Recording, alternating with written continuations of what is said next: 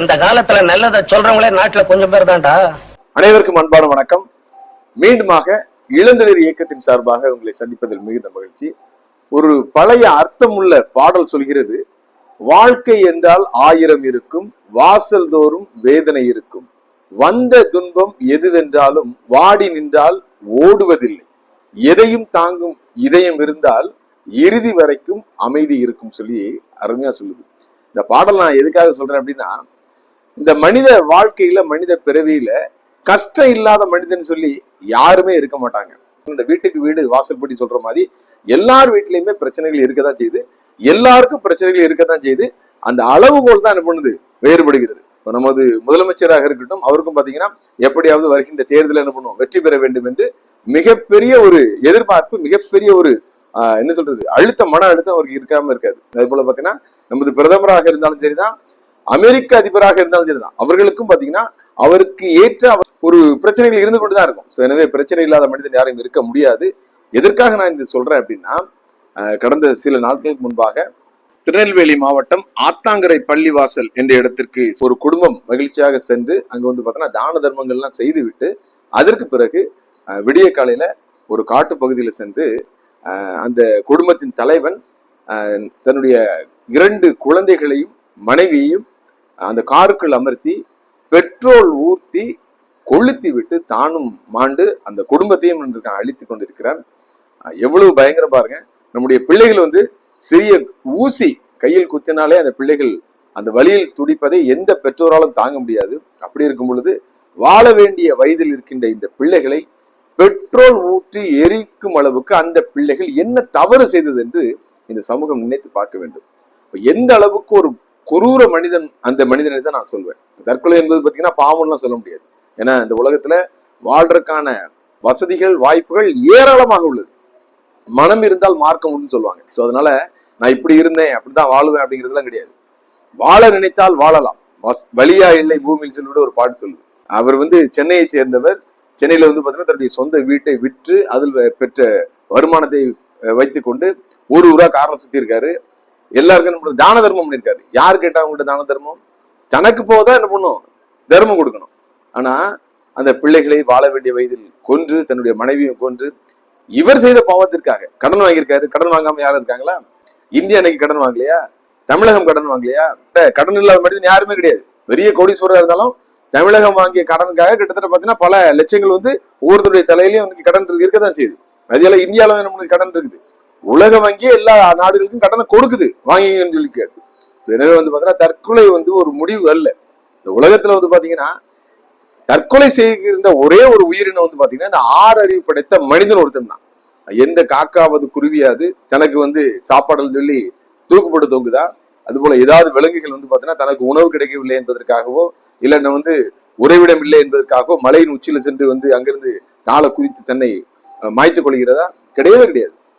இந்த 6 அறிவு படைத்த மனிதன் ஒருவன் தான் பாத்தீங்கன்னா இந்த இறைவன் கொடுத்த உயிரை தன்னைத்தானே மாய்த்துக் கொள்கிறான்.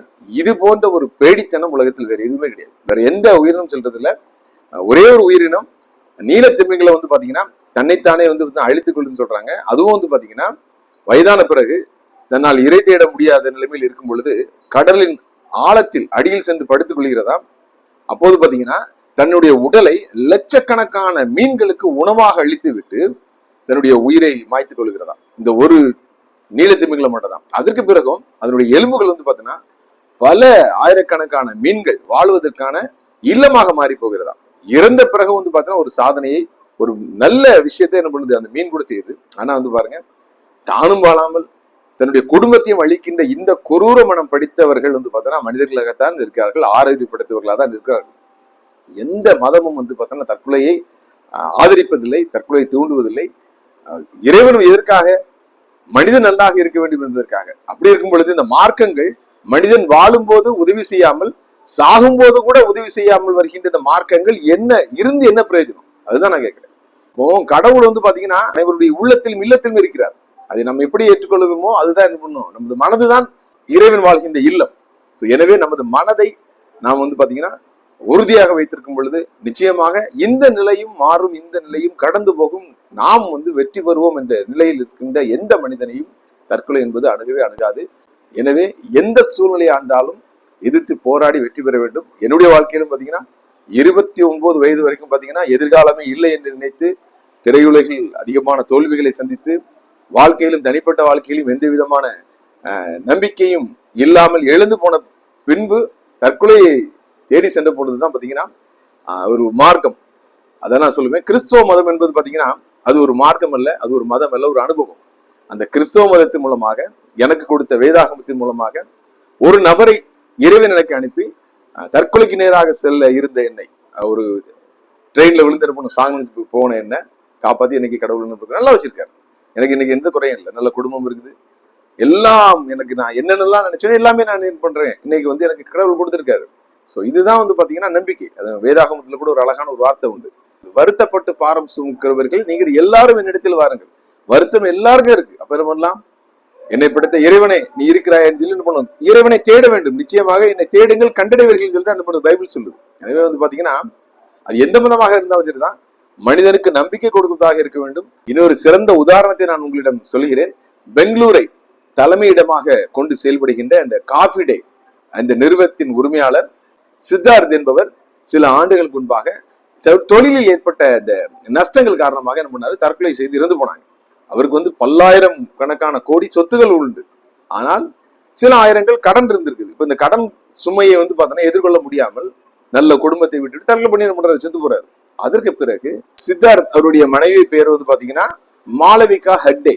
அவங்க ஒரு பெண்ணாக இருந்த பொழுதும் பாத்தீங்கன்னா அவரை போன்று ஒரு கோழையை போன்ற ஒரு முடிவு எடுக்காமல் துணிச்சலோடு அந்த காஃபி டே நிறுவனத்தின் சிஓவாக தன்னை பதவியை அமர்த்தி கொண்டு இருந்த கடன்களை எல்லாவற்றையும் அடைத்து விட்டு, கிட்டத்தட்ட 7000 கோடிக்கு மேல இருந்த கடன் அடைத்து விட்டு இன்னைக்கு பார்த்தீங்கன்னா லாபகரமான ஒரு நிறுவனமாக மீண்டும் அந்த காஃபி டே நிறுவனத்தை மாற்றி இருக்கிறார்கள்.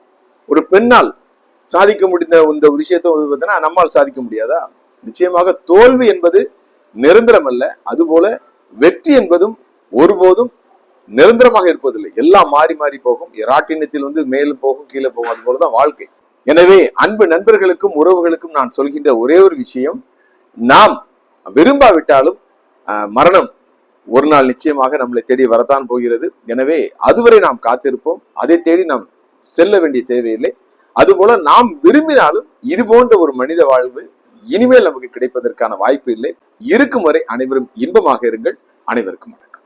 சொல்றவன் சொந்த வாழ்க்கைய பத்தி எல்லாம் கிளறி பார்க்காதே, அவன் சொல்றதுல அறிவுக்கு பொருத்தமா இருந்தா நடங்க.